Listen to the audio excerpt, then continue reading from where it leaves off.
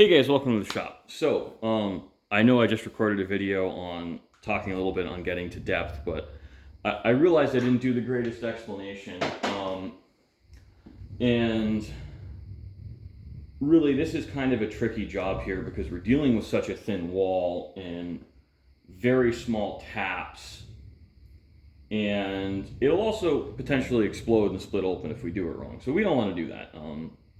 Something like this, I always test fire before it goes home because I also want to make sure the front sight doesn't come flying off. Now we're actually going to screw and adhere this. I'm going to use an adhesive, not solder. This customer is a little bit more budget conscious. I think pricing out a solder job on something like this would freak them out. So we're just not going to do that because I can put a really strong adhesive on there that honestly, it's very possible would hold the sight on its own, but I don't like to just rely on that alone because again, like the cost savings on me just doing that's very minimal. I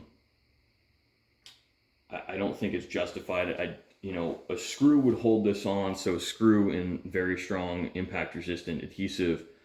Hint, hint, wink, wink, nod, nod. If you're in industry, you probably know exactly what I'm talking about. I just don't like giving people adhesive advice because people always use them wrong and don't read the labels. So if you know, you know.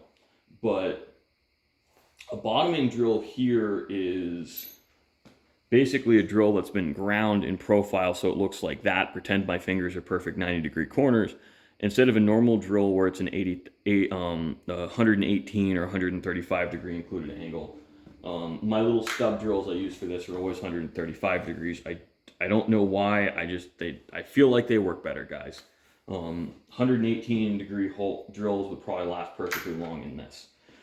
But when we look at the length to diameter ratio on this guy here, focus. Okay, focused enough. You'll see we've actually got, that's like half a diameter, and this drilled hole actually isn't even a full diameter deep. So it's not quite, it's close. These are 120,000 7-inch diameter drills, and we're drilling 80,000 7-inch, so it's a little over half the diameter. So we have about 15,000 7-inch I could have tapped without using a flat bottom drill, and now there's just barely enough room for threads that will actually hold this in place. So instead of wasting my time and just drilling a hole to drill a hole, I've made that hole a flat bottom, and we've ground a special bottoming tap. I call them extra bottoming taps because they're even grounded at a little bit of an angle, so we have extra clearance for one of those teeth. This is kind of, that's actually, that could be a plug tap. It really depends who you ask what a bottoming tap looks like and a taper tap looks like. I wouldn't really call this truly a bottoming tap, but most people would. You see how little taper there is. It's like 2 or 3 threads. So here's a taper tap. So you can see how these are really optimized for much more reasonable length to diameter holes. Sometimes you got to get a little creative in this business. I wouldn't seriously consider myself an excellent machinist. I would consider myself adequate for the job. But, I wouldn't call this necessarily advanced work, but this is not truly beginner work. I wouldn't recommend trying something like this your first time drilling and tapping. There's a lot more to go wrong, and we're really up shit creek without a paddle here if I break the tap off in that hole.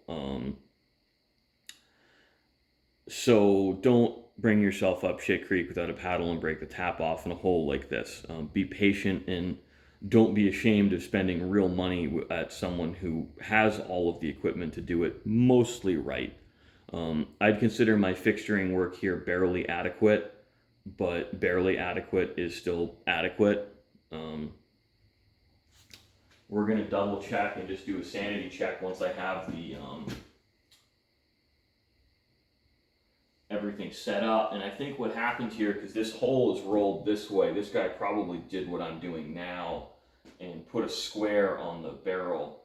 But what he didn't account for is these parallels here are parallel to the receiver. So I actually put the receiver on and put the square on my receiver, because I don't really care if I'm square to features on the barrel. I care if I'm square to that flat spot on the top of the receiver where the rear peep is going to be. And that's what we are here, which also explains why the customer had pushed the rear peep so far to the right, because his front sight was too far to the left. So thanks for watching, guys. I hope this kind of gives you a little bit of insight into some of the, not trickery, but some of the kind of esoteric things we wind up doing in the shop sometimes.